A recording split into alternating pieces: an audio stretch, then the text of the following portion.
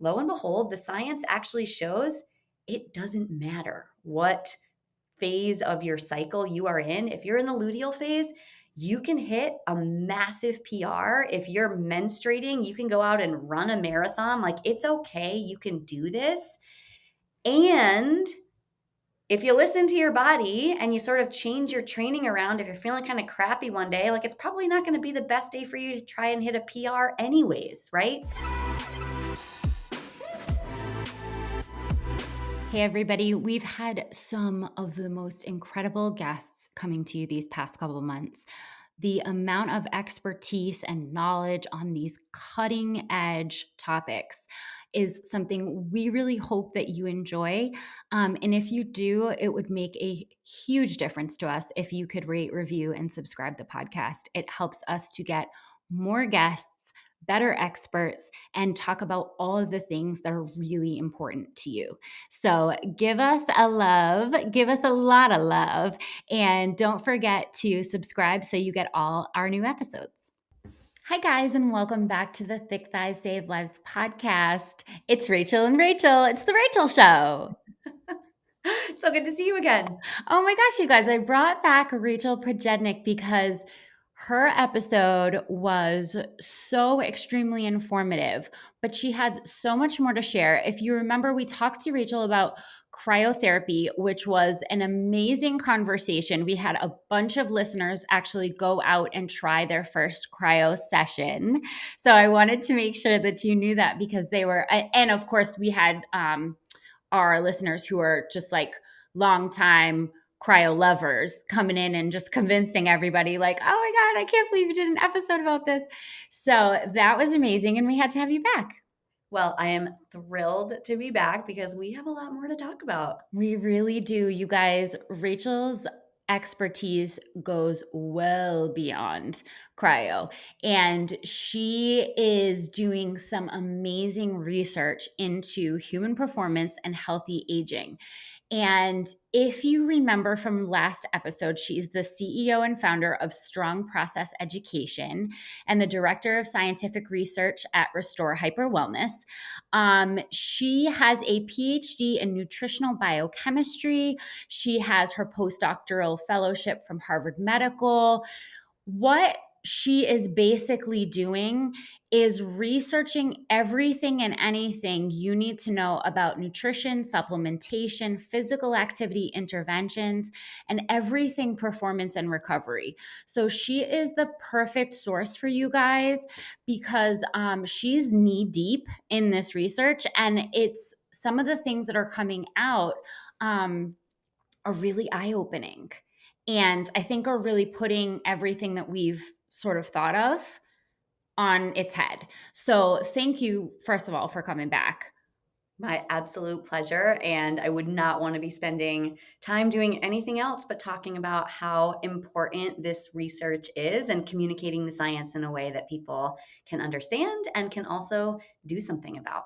Yes. One of the things that our listeners loved most about your episode was how incredibly relatable you made the science. And I just want to thank you again for the work that you're doing in that field of bridging that gap with a great Instagram account that is science-based, but also relatable. And the real reason why it was really important, I think, to bring you back is the important work you're doing on women specifically. One of the things that you said last time you came on the podcast has not left my head, and I keep on replaying it. Last time we spoke, you said that only about 6% of performance research is done on women alone. And I can't stop thinking about that because everything that we're sort of talking about in the health and wellness space and talking to primarily a women only audience. And we literally don't have enough data to go off of because we are not just smaller men. Yeah, absolutely. And this is a space that I've really pivoted my research into is women's health, recognizing that there is just such a tremendous gap in the data. And I think the thing that's probably toughest for women is we recognize that we have really individual experiences. We menstruate, we give birth, we have all of these physiological characteristics that are so different from men. And we're left in this space where A, we don't have a lot of data, which is already really problematic. But B, we are looking at data that is in men primarily. And the questions that it's sort of left is, does this apply to women? Are women having a different experience? And I think this is kind of the confusion that women find themselves in right now is everything we know bullshit because it's based on men, or is there some overlap, and what is the same and what's different? And that's kind of where I'm really interested in figuring things out right now is, what do we take from the data that we already have, and what additional questions do we need to ask about women specifically? Let's go. Has there been some harm that has possibly been done to women's health from all of these years of going off of research studies that were not done on us and our Yeah. bodies? Yeah, it's such a great question. So I think, in general, when we look at the data, what we are finding, which is honestly very exciting, is that women are more like men than we are necessarily talking about right now. I'll give you a really good example. There was a beautiful study that was just released, I want to say a week, 2 weeks ago. It's a 2025 meta analysis. And what that means is they took a bunch of studies, I think there were 28 studies that looked at both men and women, and they were trying to figure out, does resistance training affect women's muscles in the same or in different ways than in men's muscles? And crazy enough, despite all of the hype that we are hearing in the influencer space, they were much more alike than they were different. And the really fascinating part was, people are often asking, can women put on as much muscle as men, or is it possible for women to get, sort of big muscles? And the answer was yes, which was pretty cool to see. And the difference was, and this is really important, when we look at males, young men, especially during puberty, they actually, because of their increase in testosterone really early on, lay down a lot more muscle early in life than women do. And so men tend to be bigger overall. But when they looked at midlife and beyond, and they looked at women and men, what they found was that the relative increase in skeletal muscle was almost exactly the same, meaning that as a percentage of the total muscle, women's muscle responded to strength training as much as very similarly to men. And for me, that's super exciting because it fills this gap and this question where it's like, should I be training differently than a man? Should I be training around my menstrual cycle? The answer to that is no. We can dive into that. Should I be doing a different kind of weight or different kind of exercise? And the answer, as it's starting to emerge in the data, is no. Um, but there are some considerations for women that we want to be thinking about still. So, from a harm perspective, I would say probably not in the resistance training and the strength training space, right? Where there is some interesting questions is, for example, you might have heard of the Women's Health Initiative study, right? So this is a hormone replacement study, or a hormone therapy study that was done years and years and years ago. And out of this, I would argue because of some really poor science communication, not because of the data itself. Women were basically told, stop taking hormone therapy during and just after menopause.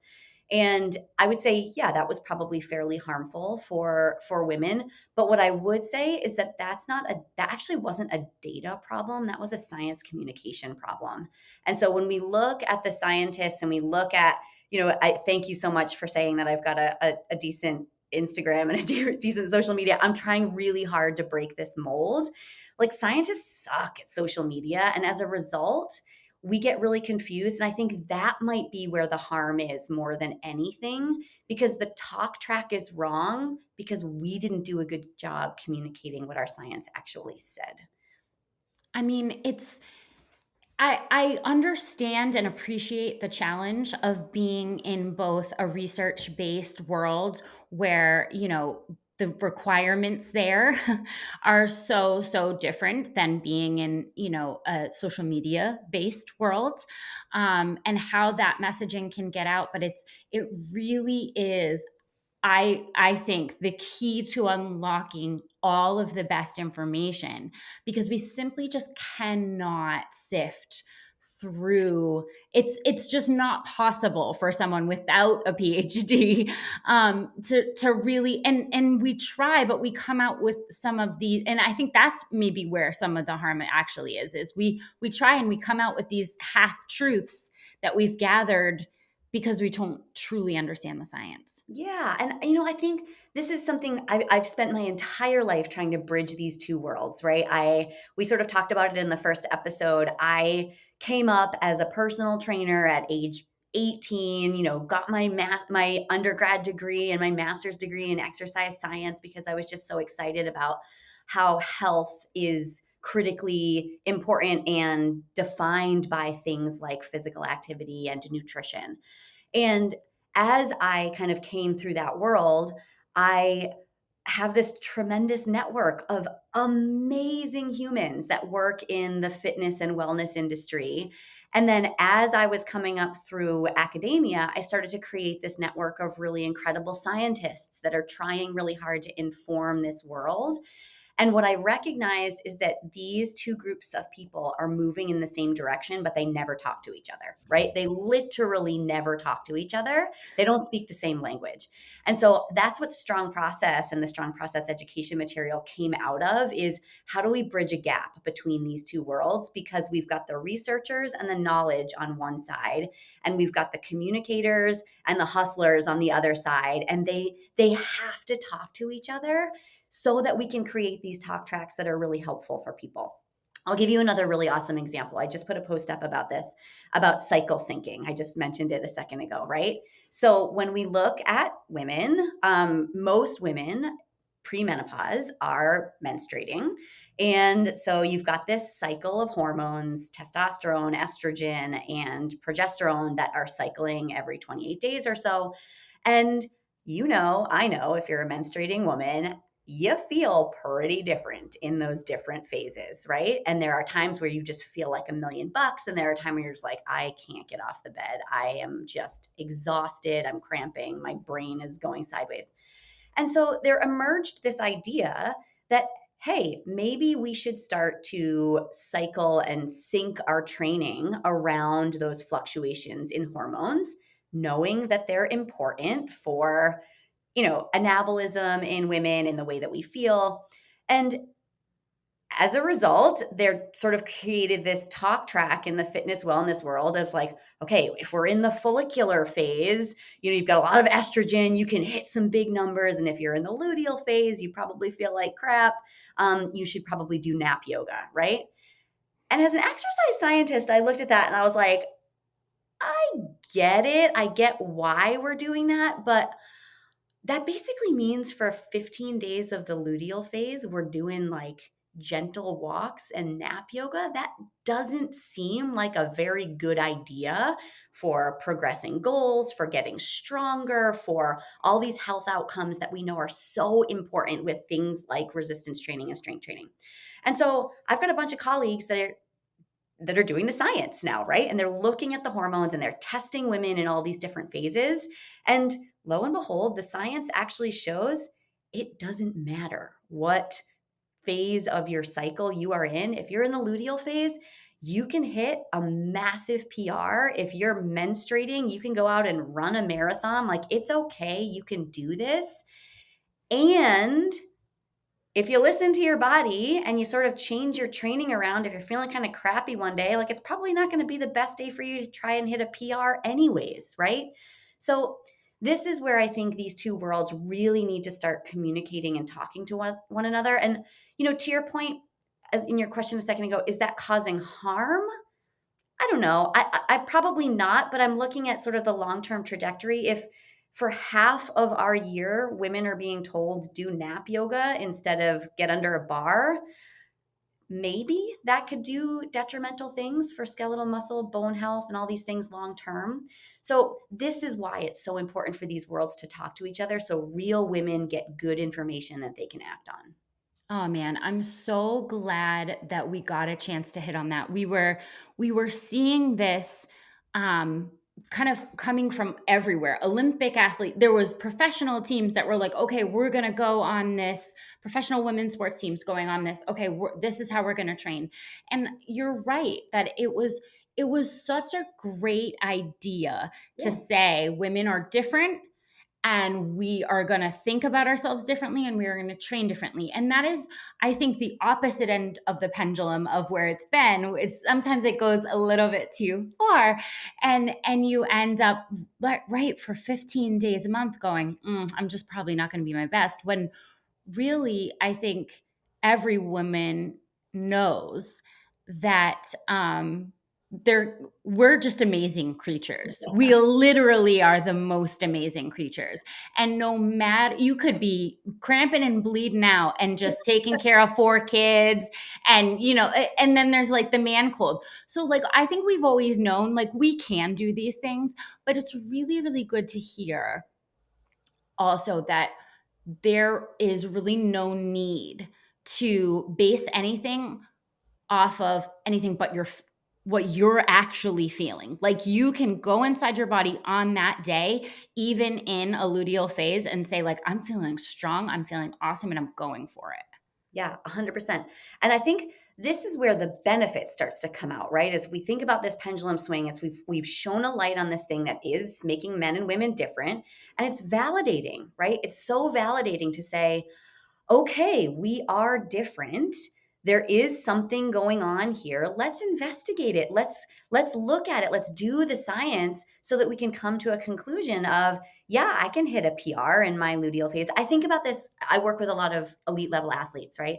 And when I work with a lot of sports scientists and exercise scientists that work with women, and when this narrative started to come out about cycle syncing and training around your cycle, we were all like, oh, what happens if the national championship occurs during the luteal phase, right? Like, what happens if you actually do really need to perform?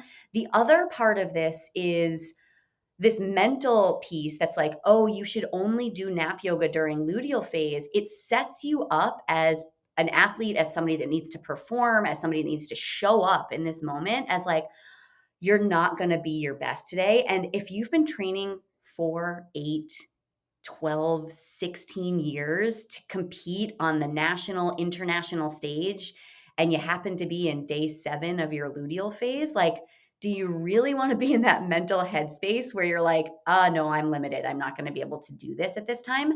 And this is why it's so important to practice these intense efforts. Whether I love that you said, whether we're bleeding out or we're like cramping like crazy, to show that like, we can do this even in these challenging times. And that's what makes women so freaking awesome is like, we can be validated that we are experiencing this thing, and it also doesn't have to be limiting. Oh my God. If that isn't every single thing right there. Oh my Lord. Hey guys, happy May. We have a brand new challenge for you. Minutes in May is our newest donation unlocker. We've got about $40,000 of leggings and bras that we want to donate. And all you have to do is log your active minutes. So if you are a runner, if you are a spin girl, if you are lifting, if you are a walker, any active minutes that you have in May, we are going to all log together. We are going to combine them. And as we collect minutes, CVG donates. So our first major milestone is 50,000 minutes. You want to be in this. There are giveaways. It's an amazing cause. Fitness Programming by CVG is our Facebook group. Get in there and log your minutes today. We'll keep you moving in May and we'll donate along the way. So, I want to talk a little bit about, because we're talking about hormones here, and it really is a very hot topic. And you had talked a little bit about menopause, postmenopause. And now that we're talking about sort of the kind of exercise and hormones and how this is all going to affect your performance, I do want to talk for a second about a question that I get constantly. You just spoke at a really amazing event called Menopause Decoded. You're a guest speaker, and I bet you heard this a lot too.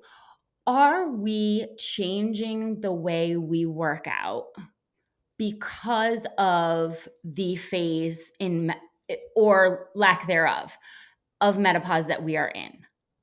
Yeah, it is such an important question. And again, this is a little bit where the data is lacking, but starting to emerge, which is very exciting.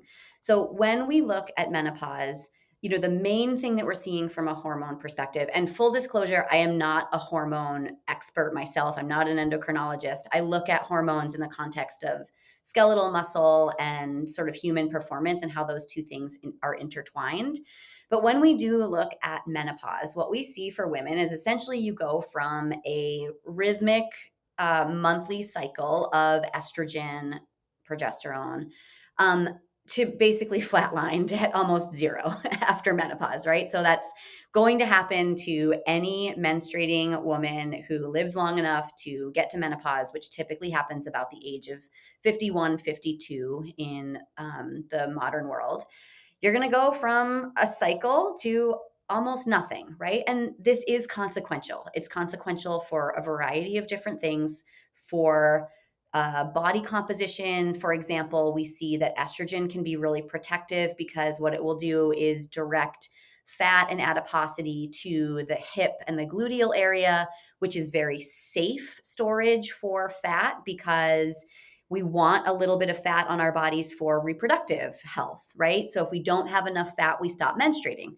So estrogen will essentially direct that adipose tissue to our glutes and to our upper thighs, much to many of our chagrins. Although I like to say, ladies, be proud of your cellulite because it means that you are appropriately storing healthy fat. So get it out there. It's very normal. It's very healthy fat.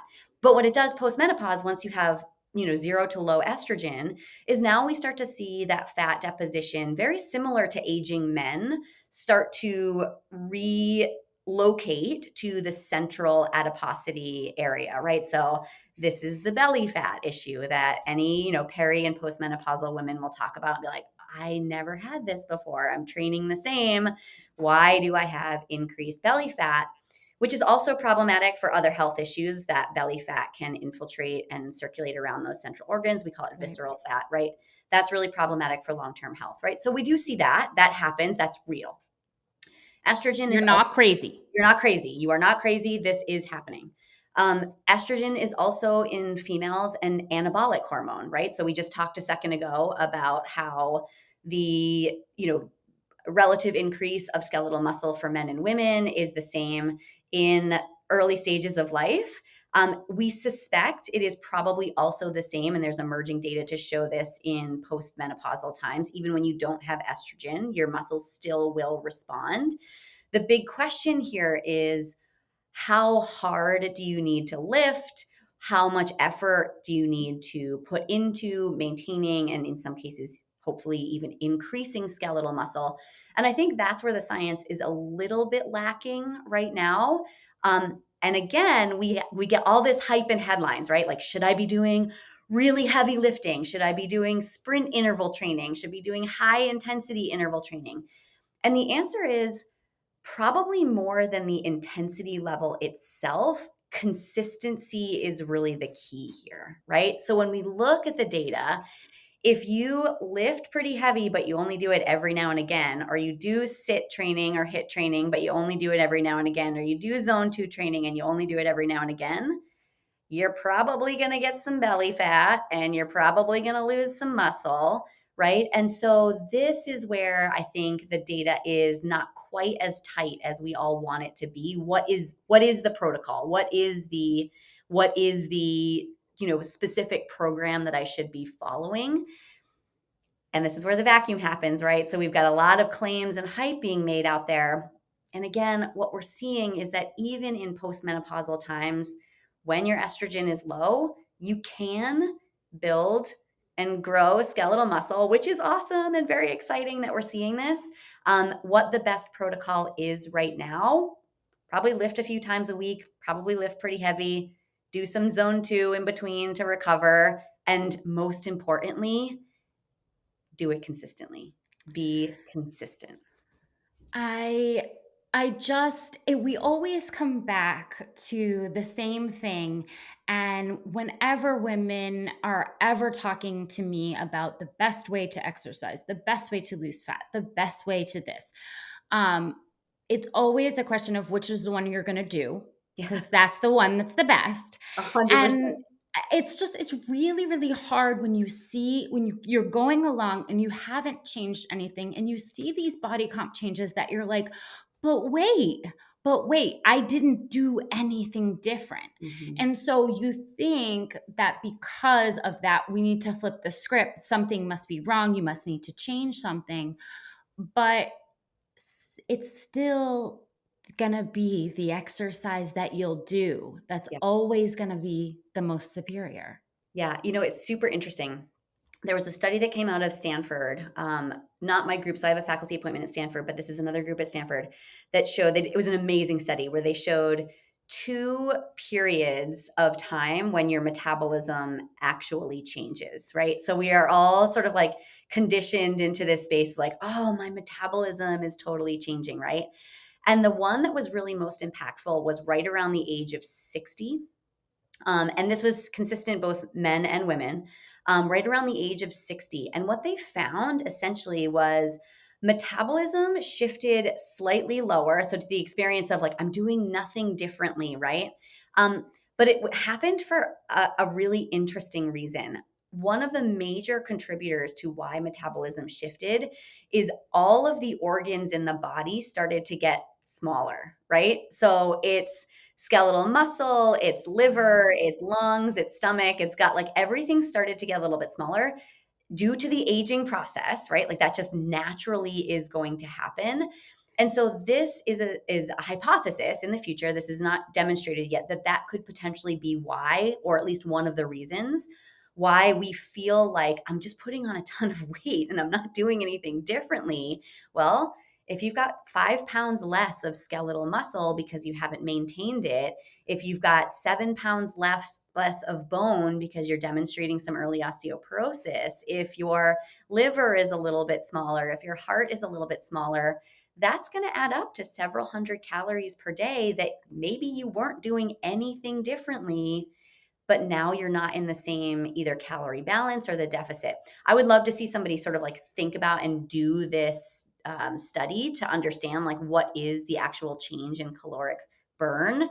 But that is part of it, is that aging in and of itself is automatically going to start to shift us in a caloric balance that is probably going to favor weight gain. And again, if you Right. don't have the estrogen and it's going into your stomach. So this is the part where we do need to be thoughtful, is what is our resting metabolic rate? How is that changing over time? Are we losing, especially for women, muscle and bone, which go together? When I look at the data, and we've done this study in my lab, we look at how much muscle people are losing over time. For women, they start at the age of 30 losing muscle, and we lose somewhere between 3 and 5% every decade. You might not notice it in your 40s, or you might be like, "Oh, that's interesting. That's a little different." And then you get to your 50s and you're like, "Oh, that's really different." And then you get to your 60s and you're like, "Holy what? Why am I doing all the same things?" And you didn't even realize that when you were 30 years old, you had, let's call it 40 pounds of muscle, and now you're 60 years old and you've got 32 pounds of muscle. That's a lot of calories that you are not burning to sustain that tissue. Right there, you're going to see really significant body composition changes, which comes back to consistency, consistency, consistency, consistency. Strength train, do your workouts, do the things that you love starting at age 30, and keep going until the end. Is that 3 to 5% among an average woman starting at the age of 30 losing muscle. Is that are we can we work in prevention in that area, or is that something that hormonally and like the aging process is just taking from us and we're just trying to stay sort of baseline? That's a fantastic question. And the answer is it is not only preventable, but it is reversible up until late in life. So when I was at Tufts, I was doing my PhD. I was in the nutrition, exercise physiology, and sarcopenia lab. And sarcopenia is the disease of muscle wasting with aging. And when we were in that lab, we did this study where we brought in people that were 80, 90, in some cases 100 years old, both men and women. But we would put them on big strength training equipment, right? Where like, I remember there was this one woman, older woman, she probably was in her early 90s, laying down on that big leg sled, that leg press, like that you lay backwards on and you put your feet kind of over your forehead. And I remember when we had our research assistants in there, they would stand over her and they'd be like, 1, 2, 3, go, right? And this woman, 92 years old, just like as hard as she could. I don't know. She may have been moving 20 pounds. She might have been moving 200. I can't remember. But, she was just working as hard as she could. And what they showed and what we showed in that study, in the series of studies, is that skeletal muscle not only is going to respond to stimulus, but responds until you are 80, 90, 100 years old. So, yes, it is preventable. You would expect to see some declines as you see, like, you're not going to be able to prevent in the Stanford study your liver from getting smaller, your gut from getting smaller. That's Right. just partly aging, but you certainly can slow the process significantly with movement, specifically strength training. And in the case of the study that we were doing at Tufts, power training, so that's moving heavy things fast. You can significantly slow it, and in many cases, you can reverse it. So we had people that were diagnosed with sarcopenia that we were able to increase their muscle enough that they were not, they did not have that diagnosis anymore. So yes, 100% this is reversible and it is preventable. Wow. I mean, that's great news at any age, but to hear that it's preventable until the end is just that's the most hopeful thing. I'm wondering if, just as an aside, I'm wondering if you think that average starts so young for women at 30. Um, is that due maybe to the childbearing years? Do you think is this like a time and like extreme amounts of body changes that makes keeping a regular exercise regimen a little bit more challenging? I think I think you nailed it right there. That's exactly right. So, what happens, the interesting part, I didn't tell you this part about the Stanford study, is the other part where we saw significant changes in metabolism were right about the age of 40. And that wasn't due to, they don't think, that wasn't due to changes in organ size and all these things. The hypothesis here is that this is where life takes over, Yeah. right? Where for women specifically, you've probably had 2 or 3 kids. Now you're in a car, like all day running around to play dates and pickups and all these things that you normally would have been potentially moving your body around. You have 20 minutes now to get a workout in instead of 90 minutes that you used to have. You're not picking up the toddlers and the babies anymore. So you're not, like pulling up that weight just sort of naturally day to day. And so there's just a lot of things that are happening during that time period that are problematic from a movement perspective, but also think about all the other pieces there, the stress of being a 30 to 40-year-old woman when you've got perhaps kids, you've got a partner to take care of, you've probably got aging parents to deal with.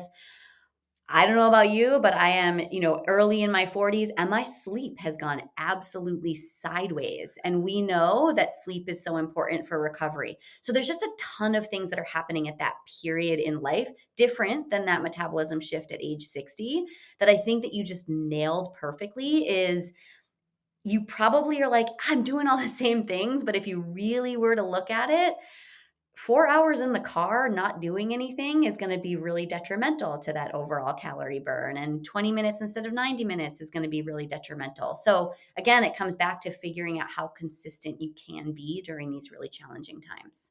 Absolutely. I had no idea how much I was going to sit with like, when my son was young, and then at that time you're never sitting, Yeah. so like you're like, well, I'll just never sit again and this will be forever. But I had no idea. When I look now at the amount of time I sit in the car at the sports events, like at the uh, oh my god, it's so much sitting. It is an Mhm. immense amount of sitting, and thinking that we metabolically are going to see no consequences to all of that is, it's wild.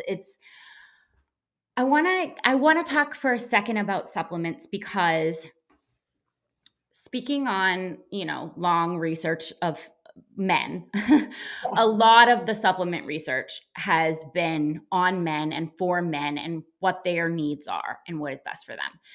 And when it comes to women's health, I think what the majority of women want to know is there any point where supplements become useful, helpful? Do we need them? And what ones are worth spending money on? Yeah, this is such a good question. So yes, there are some supplements that do work and do work well.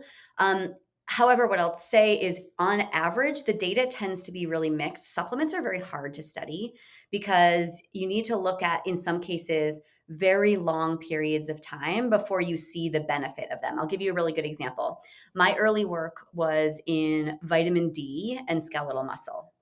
And so I spent years and years and years figuring out, literally 5 years, figuring out, does skeletal muscle actually bind to vitamin D and does it do something? And the answer is yes, which is very exciting.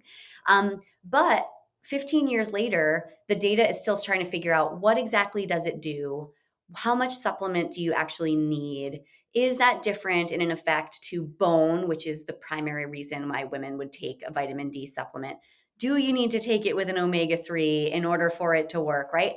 So there's all these different iterations of studies that the data tends to be fairly conflicting at the end of the day. And I think this leads a lot of clinicians and other people, especially in the public health space, to say, the data is so inconsistent, we're not going to recommend it. It probably does nothing. I take a different approach to this, and it's probably because I've been studying supplements for the past 15, 20 years. I do think that there is benefit, and the benefit can come in small and different ways besides just, did it improve your overall mortality? Did you live longer? These kinds of things. Right. So, first off, I think I would just say the data around supplements is fairly messy. So that's probably why people are getting conflicting information. The second piece is, are there some supplements that we think are probably helpful for women? Before we think about supplements, I think the first thing that we need to do is, I like to say, bake the cake first, right? So, when we look at supplements, they are intended to do exactly what the word says. They are intended to supplement the diet, right? So, again, baking the cake first. If you eat a diet that is high in protein, you've got your, leafy greens and your fruits and vegetables, and you get your whole grains, and you've got your, you know, all of the elements that you need to create this recipe to have a healthy body, you might still recognize that you have holes in your diet. And those, I would argue, should be filled with a supplement, right? Again, I'll come back to vitamin D.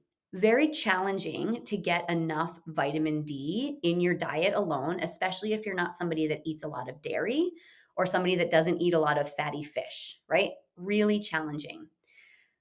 The other place that you get vitamin D is in your skin, right? And so your body naturally makes vitamin D, which is super cool, but it only makes vitamin D during the sort of late spring, summer, and early fall months. So in those winter times, you are probably not eating enough and you're probably not making enough in your skin. That's a perfect opportunity to say, yes, let's supplement, right? So we put some vitamin D. And I would just say with vitamin D, just consistently throughout the year is totally fine. It just tops everything off. You're good. Another good example is protein. I would consider protein a supplement. We say that on average, you should be getting somewhere between 1.2, 1.6 grams per kilo. It's being translated as 1 gram per pound of body weight, right? That's hard to do. It's Protein hard. yeah. Protein is really satiating. I know I am not, you can only see me through the screen now, but I am not a large human, and to get 100, 120 grams of protein per day, it's just a ton of food. It's like a full-time job. It's a full-time job. Exactly. So having 2 scoops in a shake, having a protein bar on the go, like 100% absolutely do it. Another one that I love right now that I'm super excited about, you've probably been hearing all kinds of good things about creatine, right? So creatine is a really good one. It is probably the most studied supplement that's kind of additive. Unlike the vitamins and mineral supplements, this one, I think for a long time was a little bit more novel. But what people probably don't realize is that you actually make phosphocreatine, you make creatine in your body. And this is really interesting data that's coming out specifically about women, is that women on average tend to have less creatine in their muscles. That's where it's made. It's a little amino acid peptide. So several amino acids strung together. Women on average tend to have less in their muscles, and it declines with age. And this is sort of new, interesting information. When I grew up and I was, a personal trainer way back in the day, creatine was like the gym bro Totally supplements, for right? men. They're Yes, they're all in absolutely. there with their, like, creatine powder, like, hammering it over at the racks, and everybody's like, "Oh my god, they're getting, like, huge muscles, like, big chest." Women were like, "I do not want that." As it turns out, creatine works a little bit differently in women, and we see that it's just super important for maintaining that skeletal muscle mass. It might even be important for maintaining bone because you're training your muscles, which you're tugging on those bones. But one of the really fascinating areas with creatine that we're recognizing recently from the data is that your brain also relies on creatine as an energy source. And so for women that are starting to take creatine, they're like, where'd the brain fog go? Like, I feel so much more focused. I feel like I can concentrate on things. And that likely has to do with the declines with age that start to happen again, 40, 50, 60 years old. So you get this really beneficial effect. And again, this has been studied for so long in muscle, but we never really connected it until very recently to health and longevity, because we didn't recognize that this naturally made molecule in your body is declining over time, especially in women. So, this is where I start to think about, okay, we're using our diet to bake the cake first. If you bake a gnarly cake, like you burn it in the oven, you don't put the baking soda in, you take it out and it's flat and burned, there ain't no amount of buttercream that is going to save that cake, right? Like no amount whatsoever. So bake the cake first, and then think about these holes that you might have and how you can address these issues with aging, for example, with creatine, that you're probably not going to get much creatine from your diet. You do if you eat a lot of meat products, but if you don't, supplement. It's great and it's really beneficial and helpful long term. Personal question. You said vitamin D, perfectly fine to supplement every day, but even better if you're going in the winter months, especially if you live in a hellhole of no sun. Winter. Protein is an everyday supplement. Creatine, is this a training day supplement? Is this an everyday supplement? This is an awesome question. This is an everyday supplement. So, what Okay. we want to do is maintain those stores in the muscle as much as we can. So, the general recommendation right now for creatine is 3 to 5 grams per day. It does not need to be timed around your training. It's going to Okay. be absorbed by your muscle so that it can be used for whatever you are doing, strength training, running. Um, 3 to 5 grams per day. It doesn't need to be timed throughout the day. So if you want to take a little bit in the morning or you want to take some at night, it's totally fine. A really fascinating new study came out that showed that in a group of people that they sleep deprived, any moms out there that are sleep deprived, anybody in perimenopause sleep deprived, they showed that a large dose, so on average, it was like 20 grams that they gave people that were sleep deprived. They purposefully sleep deprived them, right? So they brought them into the lab, they kept them awake all night, and then they gave them a large dose of creatine that actually really helped all of their cognitive function the next day. They looked very much like they were not sleep deprived. So Wow. when we think about that 3 to 5 grams, that's kind of like for general health, muscle building, these kinds of things. But then you can use a little bit of strategery with creatine. We think early days in the data that might be really helpful for cognitive performance.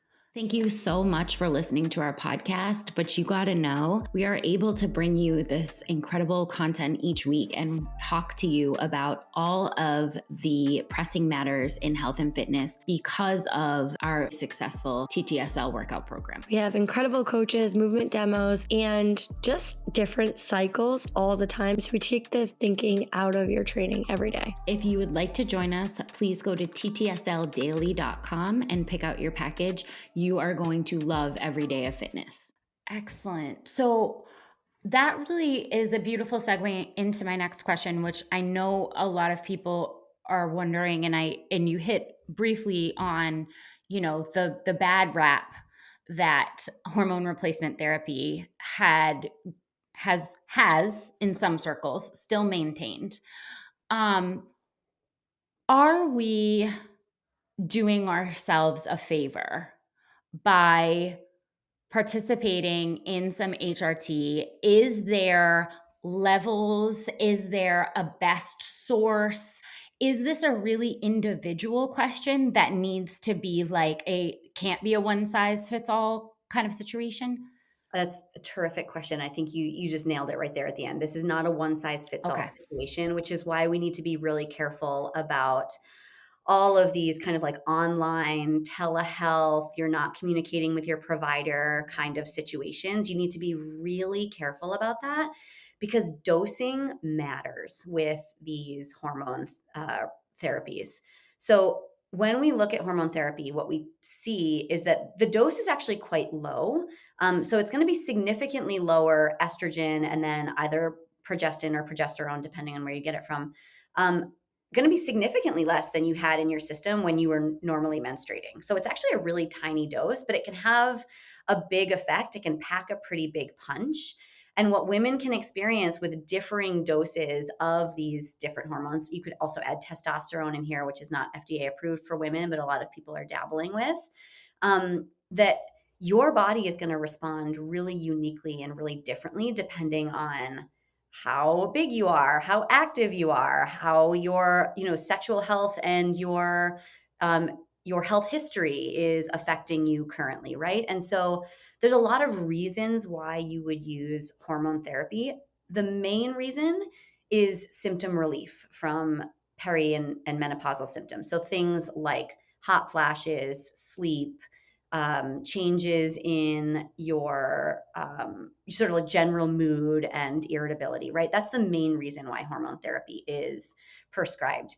We do see that there are benefits if prescribed in the right time period. So this is within and slightly before 10 years of you having the menopause transition. We see benefits in cardiovascular disease risk reduction. We see body composition benefits. We see skeletal muscle benefits. So there are other outcomes that happen with hormone therapy. The recommendation right now is not to take hormone therapy to improve those outcomes. It's really to improve symptoms, but we do see some long-term effects. Now, a lot of women are really nervous about taking hormone therapy because of again, we talked about the Women's Health Initiative, which was the study that, again, I blame science communication. The study was actually a really well done study despite the hype. I know a lot of people are like, oh, such a terrible study. We should get rid of it, close the door on that study and never talk about it again. It actually gave us some really good insights into what types of hormones we should be giving women, when we should be giving hormones. So the big outcome from the Women's Health Initiative was a slight increase in breast cancer rates, right? And so that was basically the reason why the plug was pulled on the study and why the headlines came out the way that they did. But what the headlines really didn't dig into is that the women that had a slight increase in breast cancer were significantly older. They were well beyond that 10-year period outside of their menopause transition. And with those women, we would tend to see increases in breast cancer risk anyways. So there's a lot of hype that came out of that study that women are like, oh, I don't even want to go there because I'm nervous about breast cancer. And so this, again, looping back, this is why you need to have a line of communication open with a provider that you trust, because you have to tease through all of these risks and benefits to figure out exactly what's right for you. Oh, that's such good advice. And it's also, I think, a big sigh of relief to a whole entire community of women who came up, around the time that this study was reaching its height. And it was the message of, you can suffer or you can get cancer. What do you want? Yeah. And it just felt so, because these symptoms are so real and they are so debilitating in so many cases, that they're life disruptors. But then again, the other end of the spectrum was, well, I don't want to give myself cancer over this. I mean, that was just such a rock and a hard place. And I'm so glad that we have researchers wanting to move forward and present that data in an appropriate way to people. Because there are so many women that can benefit from this hormone replacement therapy, and you don't have to live like this or get cancer. Those are not either ors. I'll take it one step further too with science communication is we say increase the risk of breast cancer, but we don't tend to quantify what that actually means, right? So you just said it really perfectly is I can either suffer or I can give myself cancer, right? That was kind of like the choice. But if we were better, if the scientists were better at communicating the science, we would say your risk of cancer increase is minuscule when we look at the difference between absolute and relative risk, right? So Right. that's a really important science term that we could take a whole hour to tease out. I will just summarize and say it's a very, very small risk in a very small subset of the population, which is an older woman that is, 10 years outside of the menopausal transition. And then the other piece of this is there's a specific formulation of the hormones that are not used anymore that was also seemingly the problem in this population. And so if we had just done a better job at saying, if you fit in this category, that's when you should probably be very thoughtful and careful about using hormone therapies. If you're not, your risk is much less, if any at all, which would have alleviated this entire problem in the very beginning is can we communicate the science in a way that's usable, understandable, and actionable for women to make these decisions? I have a really good friend that works in this space, and she says, you need to be your own chief risk officer, right? Where you're like, this is something that I'm willing to take a risk on because I understand what that risk is. For example, would you get in a car and take it on a highway with putting a seatbelt on? Right? Like you're going to put your seatbelt on because you know the risk of getting in a car crash and you not being belted in is going to be really problematic for your health and perhaps your mortality. Do you drink alcohol? Right? Like the carcinogenic effects of alcohol are significantly higher than hormone therapy, but I'm not a teetotaler. I drink red wine. I enjoy it. I do it knowing the risk that there is potential increase in, same thing, breast cancer. So you have to really understand like what is the risk to you?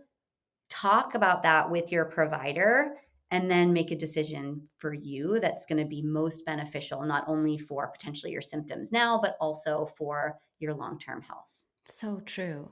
And like, what's the risk for your family murder rate if you don't? I mean, like, if you don't sleep in the next week, the risk of me murdering my family goes like exponent. Like, this is just like, come on. We need to at some point say, yes, that is a potential, but in the here and now, though, this is not a healthy lifestyle for me. And there are risks to sleep deprivation. And there are risks to, as you said, muscle loss and all of the side effects.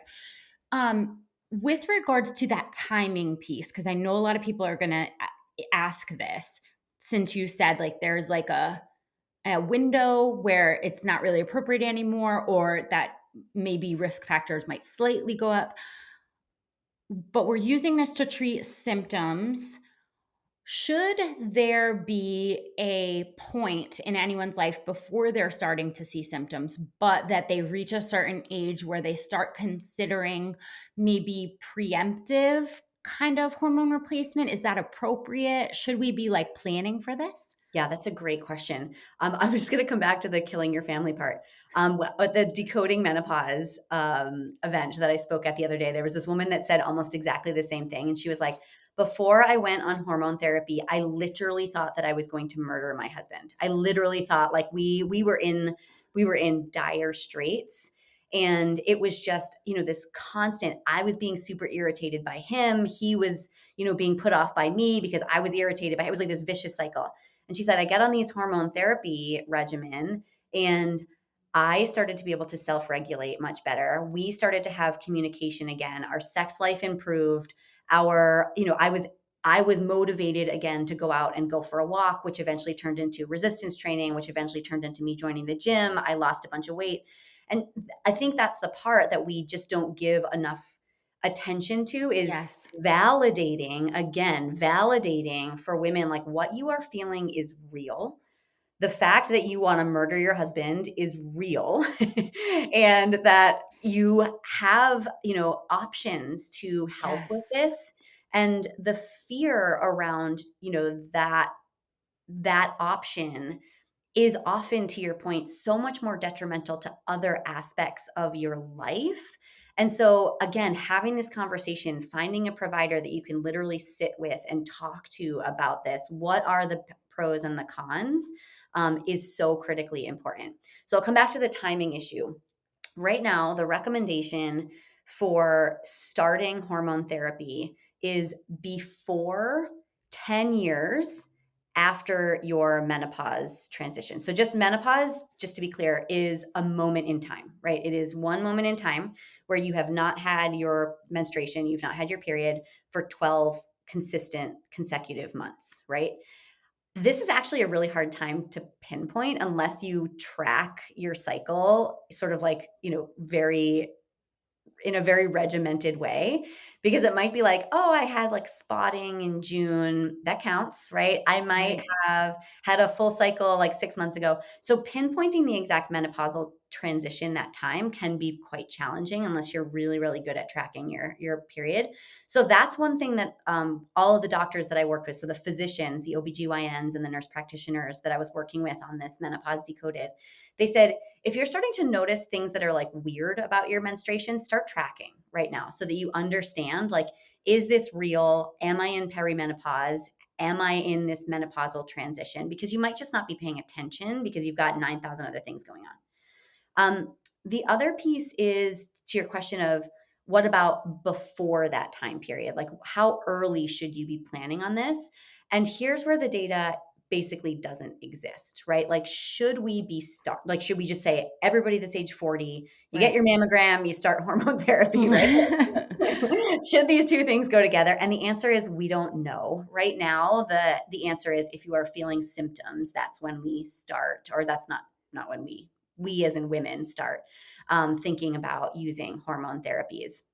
Whether or not there's benefit before that is a big question mark. And the physicians that I were talking with were really interesting. They said, a large majority of women up through and during their perimenopausal years are using some kind of hormonal birth control, right? So, because we are still in a situation where we can get pregnant, right? That often women are using this hormonal birth control to prevent pregnancy. And the dose of that hormonal birth control is actually significantly higher than Is it? hormone Okay. therapies. Okay. Yeah. That's what I was So wondering. yeah, Yeah. so if you transition from birth control to hormone therapy in the way that we're sort of thinking about it for menopausal symptoms, you're going to have a much lower dose, which can be beneficial for some women. But the thing to really pay attention to is you are no longer protected from getting pregnant. And so that's also a major consideration in this time period is before you go through that menopausal transition, you are able to get pregnant. So, do you want to be protected against sperm? That's something that you really need to consider as you think about transitioning from one kind of hormonal therapy to another. That's really, really interesting. Definitely something I know, like maybe we're same part of our life on that. It's like, okay, so when do we get rid of this one and move on to the next one? Totally. I saw on your Instagram that you are super hot on weighted walking right now. So I wanted to give you an opportunity because that's something a lot of people are asking me about is like, what's up with the weighted hot girl walks? I'm like, oh, girl. So talk to me about some of the details with regards to benefits. Why are you walking weighted? Yeah, totally. So full disclosure, I have a relationship with this vest company called Omorpho, and I think that they are amazing. It's such a good quality product. I very rarely partner with different companies, but I do partner with this company Omorpho. So what you saw on my Instagram was me working with them to sort of demonstrate the benefits of this in the construct of women's health, right? And so basically with this vest that I have, it's a 5 pound vest, so it's pretty small. But what we are seeing in the literature, and it's limited right now, but what we are seeing is that if you are within about 10% of your total body weight, we're seeing increases in caloric burn, increases ever so slightly, not a ton, increases in skeletal muscle stimulation. So I like it because I'm like, hey, I'm going to go for a walk anyways. I might Right. as well just get a little extra here because that's just my personality. That's what I do. And so it also, I mean, it's fun. It's like fun to be a part of this. But the other thing that I think is really awesome about this trend goes back to what we were talking about in the very beginning is especially for the women in my world, it helps and it motivates to get them out there, Yeah. right? So it's like, oh, I get this new device that's super fun. I can take, my Instagram video with the vest on and oh, look, for the past 30 days, I've been out Monday through Friday doing a 30-minute walk where 2 months ago I wasn't doing it. And so I think that you see this dual benefit, right? Where it's like, it's just fun, it's novel, it's just walking. Like and I will say the data on walking, pretty great. It's pretty Yes, awesome. absolutely. So if we can get people out there walking because they've got this new awesome piece of equipment, and oh, by the way, it also adds 5 or so pounds, then I think it's awesome. I'll come back to this 10% data. What we do see is that if you start to go over 10% of your body weight, and a lot of this data actually comes out of women specifically that are war fighters. So rucking is also a big thing Yes. right now where you put a backpack on. And what we see is that if you start to go over that 10% amount, we do start to see injury rates increase, mostly because it just puts you in a really weird standing position. So you are kind of like awkwardly trying to navigate this weight that's on your back. It also is one thing that I like about the weight vest is the weight is distributed equally in your front and your back. But interestingly, with the women, what we see is that the warfighters that we've worked with, and this data comes out of a really cool lab in Natick, Massachusetts called Usarium. They found that the women that had these packs in the army mostly, the packs were so big, they were made for a male body. They were not formed to the female physiology and the female form. And so they were basically like their back was arched all the time, their chest was out all the time, and they were developing all these low back issues. So the one sort of caution that I would say is don't go too heavy. And then also make sure that the vest or the pack, if you're using a ruck, fits your body really well because the external load is fun, but if it puts you in a weird body position, you can actually be doing some sort of structural damage to your system. So in this case, it's not just more is more. Exactly. It's More okay. is not more. That's a really good point. Can we dive into that just a second? Absolutely. Everything in this world, and this goes back to we were talking about hormesis, remember in the very first. Yes. Yeah. More is not more in any of these spaces. So when we think about weighted vests, when we think about hormones, like more is not more. And in fact, like less might be better and good for you. Supplements, more is not more. We think that if a little is good in a supplement, a lot is better. When we look at most of the supplement literature, it's a U-shaped curve, Yep. right? Not enough bad, sweet spot in the middle. Too much can actually be detrimental. So you do want to be really careful. Exercise, same thing, right? U-shaped curve. U-shaped curve, sweet spot in the middle. Too much is, going to be doing damage, potentially injury and other things. So I think this is such an important point, is more is not always more. And in fact, when we look at that sweet spot in the middle, that's really where we all want to be landing. Oh, I love that, because it's so attainable, right? Mhm. The other side of the curve is just, that's a full ass commitment. You're every day down and dirty, but that sweet spot is so attainable, and so many people can live there, Mhm. that that's all we need. Let me give you one more science fact for that one. There was an awesome study that came out the other day. It was a huge population level study that showed that people that actually exercised right in that moderate zone consistently had much better health outcomes later on in life than people that exercised like crazy and people that were sedentary. There's a suspicion as to why the heavy exercisers had more mortality risk, but the data does show that moderate intensity consistently over time, that's exactly where you want to land. Man, that's, if you were thinking, I'm not feeling 100%, so why even get out there today? If that isn't it right there, that's why you get out there. Yep. My last question, this is a bit of a tough one, but it's you get unlimited funds. You have the best team that on earth. There is no better team that can be put together, and you have access to any bit of technology that is available. What are you running a research study on? Oh, this is a great question. So I really like, in my research, I really like to look at overlapping outcomes that can inform each other. So what I've been doing lately in my research, which I just think is super exciting, is looking at 3 areas. One, how do you feel? Which I think is a very overlooked, it's a it's a space where many scientists are like, that's soft, that's squishy. And I'm like, no, it's not. Like, how do you Or is feel? it everything? Yeah. Yeah. So number one, I'm looking at how do you feel? And we do that by asking questions, doing surveys. The second is I love having some kind of a wearable, like a biometric, right? So I use Whoop, but I use Aura, excuse me, but there are others like Whoop, like Garmin, all these things that are testing heart rate variability, they're testing sleep, they're testing body temperature.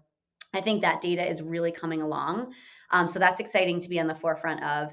And then I like to look at blood and other biomarkers. So this is saliva, I've done some work on where we can look at some hormone changes. We look at the blood, do you have inflammation? How much vitamin D do you have in your system?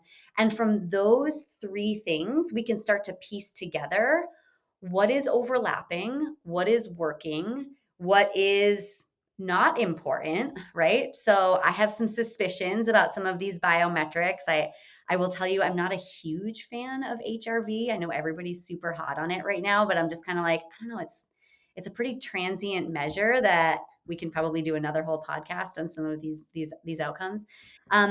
But I like to see these 3 things together because then it gives you the whole picture of the person. And so from there, what I think about is what's the intervention? Like, what's the fun thing that we want to do with people so that we can understand whether or not it's working? So, for example, do you do sprint intensity interval training? Do you do high intensity interval training? One that I have on my list to do that I'm super excited about is I want to take women and I want to put them in the cold and then I want to put them in the hot and I want to see what the difference is between the physiology of what's going on when you get really frigid, what's going on when you get really hot internally. So you can use that methodology and kind of like wash, rinse, repeat for the intervention where you can look at biomarkers, biometrics, and then the way that people are feeling. It's so exciting. It's even more exciting that these studies are finally including a good amount of women in them. But it's also so exciting to think about, the human body as with the immense amount of potential that it has, as something that we have this, we're in this driver's seat. It just Yeah. feels so empowering, anyways, to me, to think about the body as something that we are in control over, that we can improve, that we can slow the aging process or maximize the aging process. And it just feels really hopeful. So I love all the work you're doing. Thank you so much. You know what? The word that I like to use for this is health span, right? So you get all these biohacker folks that are like, oh, I'm going to live to 100, I'm going to live to 110. And I'm like, I don't really care about that. What I really care about is living well until the Yes. end. And I think that's what this study design really helps to inform is, are your, the molecules in your body aligning for a good, long, well-lived life?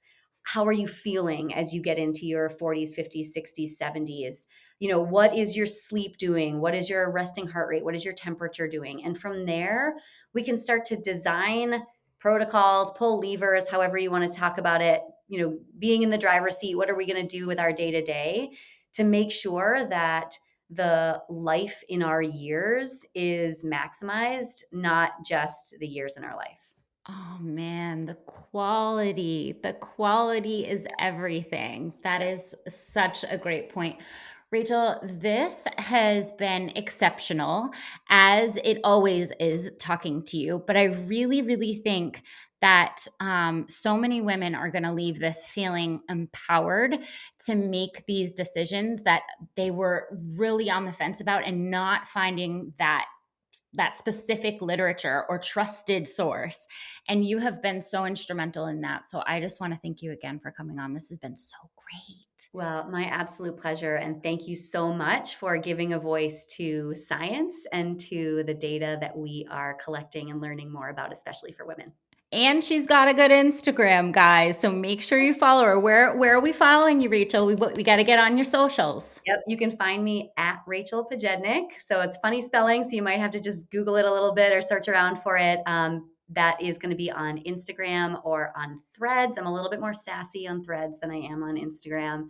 But you can also find me on my website, which is rachelepodjednic.com or strongprocess.com.